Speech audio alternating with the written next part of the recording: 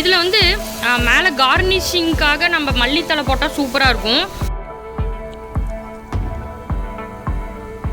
இந்த ரெசிபி என்னன்னு பார்த்தீங்கன்னா நம்மளோட ஈரோடு ஸ்பெஷல் சிக்கன் சிந்தாமணி. ஈரோடு ஸ்பெஷல்னு சொல்கிறத விட நம்ம கொங்கு ஸ்பெஷல்னு சொல்லலாம். கொங்கு ஸ்பெஷல் சிக்கன் சிந்தாமணி தான் நம்ம இப்போ பண்ண போகிறோம். எவ்வளோ கிலோ சிக்கன் தெரியாது? ஓகே, இது வந்து ஒரு 2.5 kg சிக்கன். சிக்கன் வந்து கொஞ்சம் சின்னதாக கட் பண்ணிட்டா நல்லது. ஸோ அதை வந்துட்டு ஸ்டவ்வில் ஒரு பெரிய கடாய் வச்சுட்டு அதில் வந்து சிக்கன் போட்டுடணும்.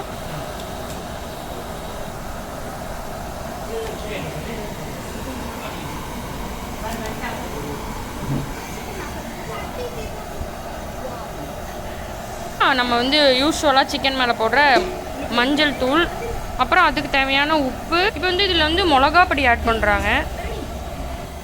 எல்லாத்தையுமே ஒரே கடாயில் ஆட் பண்ண வேண்டியதுதான். இதில் ரொம்ப சிம்பிள் தான் நினைக்கிறேன்.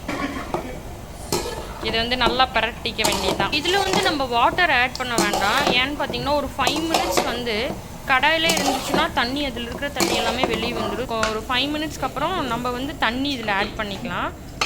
நல்லா இனி வேக வேண்டியது தான். ஃபஸ்ட் வந்து சிக்கனை வந்துட்டு நல்லா பச்சை வாசம் போகிற அளவுக்கு சாட்டே பண்ணிட்டு அதுக்கப்புறம் நம்ம தண்ணி ஊற்றணும். இப்போ பாருங்கள், அது வெந்துட்டுருக்கு. தண்ணி கொஞ்சம் கம்மியாகிற வரைக்கும் நம்ம நல்லா வேக வைக்கணும். Kongu special Chintamani chicken.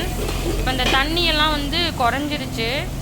So நம்ம வந்து இப்போ திருப்பவும் இதை எடுத்துகிட்டு நம்ம வந்து டெம்பர் பண்ணணும். டெம்பர் பண்ணுறதுக்கு என்னென்ன போடுவோம் அப்படிங்கிறது நம்ம நெக்ஸ்ட் பார்க்கலாம். அடுத்து இது பார்த்திங்கன்னா நம்ம கொங்கு ஸ்பெஷல் சிந்தாமணி சிக்கனை வந்து நம்ம டெம்பர் பண்ண போகிறோம். இதில் வந்துட்டு ஆட் பண்ணிக்கிறோம் எண்ணெய். நம்ம வந்து கொஞ்சம் கடலெண்ணெய் போட்டால் நல்லாயிருக்கும். பட் நம்ம இன்றைக்கி வந்து சன்ஃப்ளவர் ஆயிலில் தான் செய்கிறோம். அடுத்து இதில் கடுகு ஆட் பண்ணிக்கலாம். அதில் வந்துட்டு சின்ன வெங்காயம், பெரிய வெங்காயம், கருவேப்பிலை அதை ஆட் பண்ணிக்கலாம். ரஃப்பாக சாப் பண்ணால் போதும். வெங்காயத்தை வந்துட்டு நல்லா வணக்கி விடணும். இப்போ இந்த கொங்கு சிந்தாமணி சிக்கனுக்கு மெயின் இன்க்ரீடியன்ட் பார்த்திங்கன்னா வரமிளகா தான். ஸோ அதை வந்து நம்ம ரஃப்பாக கட் பண்ணி வச்சுக்கலாம். இந்த டிஷ்ஷுக்கு வந்து ரொம்ப முக்கியமானது வரமிளகா தான்.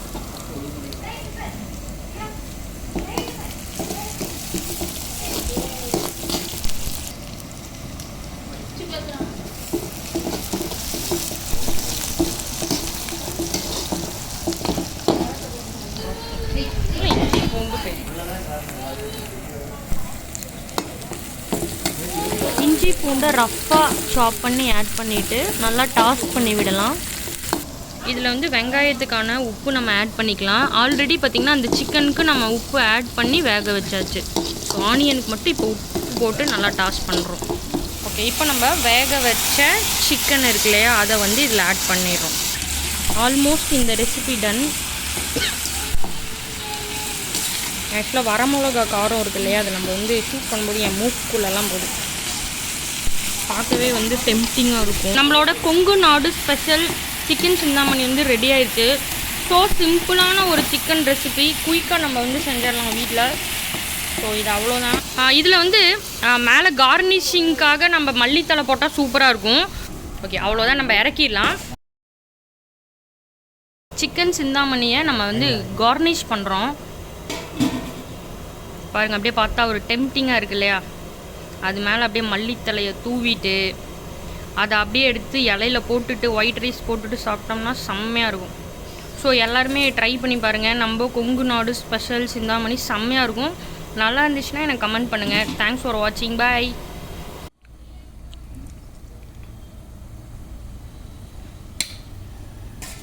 ஸோ இதை நம்ம டேஸ்ட் பண்ணலாம். இது வந்து நல்ல ட்ரையாக தான் இருக்கும் இந்த சிக்கன். இதில் மெயினாக பார்த்திங்கன்னா வரமிளகா கறி. இதை வந்து வரமிளகா கறின்னு கூட சொல்லுவோம். இந்த சிக்கனை நம்ம சாப்பிடலாம்.